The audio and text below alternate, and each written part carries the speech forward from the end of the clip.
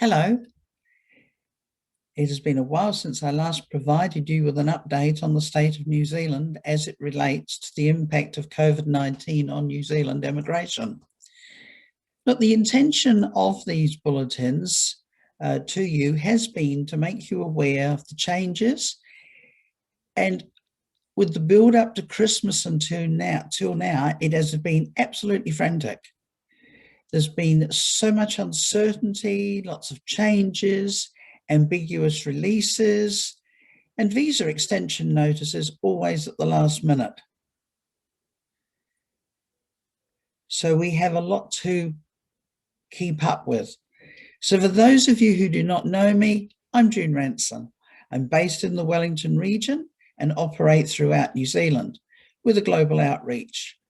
I'm a licensed immigration advisor, accredited and licensed by the New Zealand government, specialising in all types of New Zealand immigration apart from refugee law.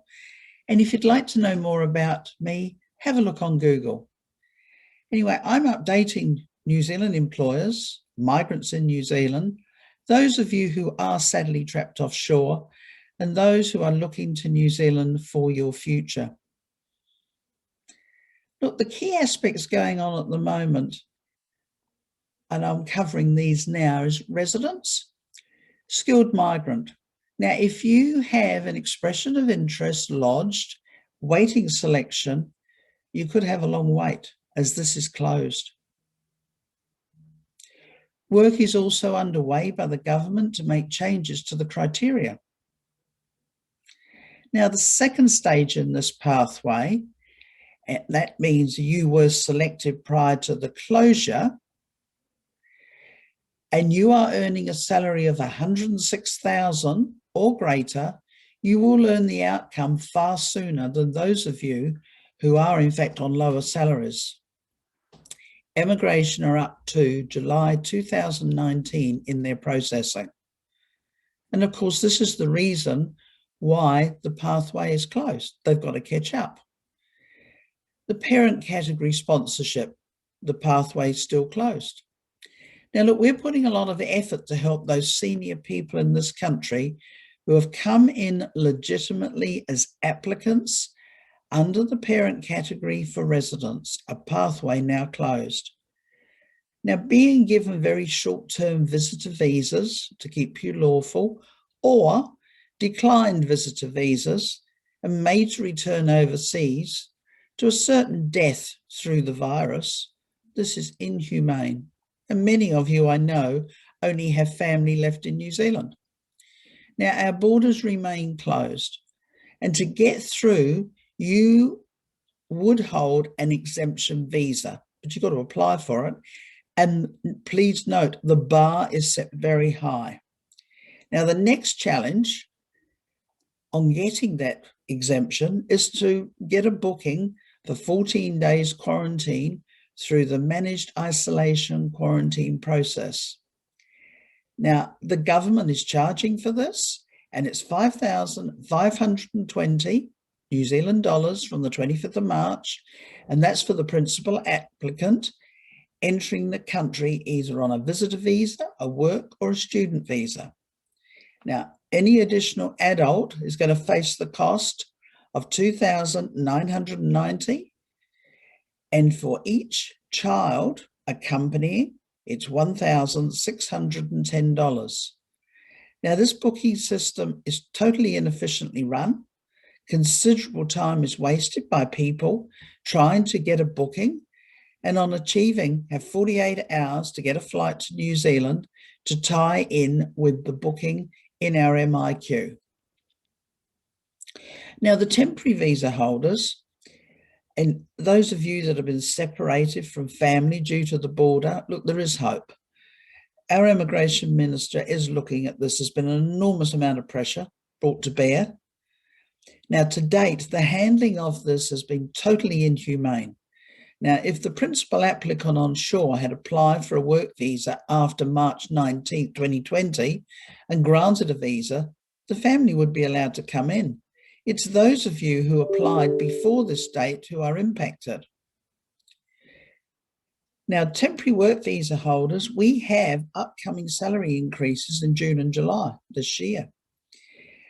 The salary currently at $25.50 per hour is increasing to approximately $27 per hour.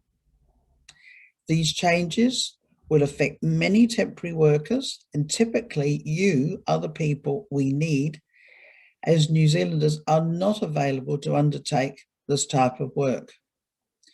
You're also going to face each 6 months for 3 years government fees every 6 months before you have to leave the country for 12 months. If you believe you've been incorrectly assessed by Immigration New Zealand with your application, do talk to us. Now, turning to you employers, we are facing a shortage of skilled people, we know, and they're not available in New Zealand. The government seems convinced that overnight we can train people in this country to do the work. A problem overlooked: who's going to actually be training these people? And in some cases, this takes a number of years. Now, getting through the other critical worker pathway, it's obvious that in many of the cases, the people in immigration do not understand the complexities of business and the skills required. Now, if we're convinced about the job you're trying to fill, we will work for you to get the skilled person in, and sometimes this takes time. So let's evaluate it for you. Now, turning to the employer accreditation, the new system is being worked on. Yes, the intended changes will impact on you, as we understand the work to residence provision will not be available. You need to start looking at your company's employment policies in preparation. Do they meet the required standard? Without gaining the accreditation, you, the employer, you won't be able to employ migrants. Now, we can guide you on this. Investors, do you want to make a difference for your future? If you're in the investor category, there are good opportunities along with gaining New Zealand residence. New Zealand is a safe haven, and we need you. Now, please do look at New Zealand. There are financial opportunities and a way to make an impression on the economic recovery of this country. Let me know how we can help you.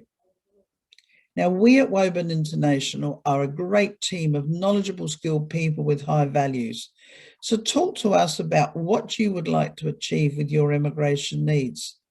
We'll assess your prospects at no charge. I'm June Ranson. Our website is Woburn International, or June Ranson at woburn.co.nz. So until next time, thank you very much for listening. Keep safe. Bye for now.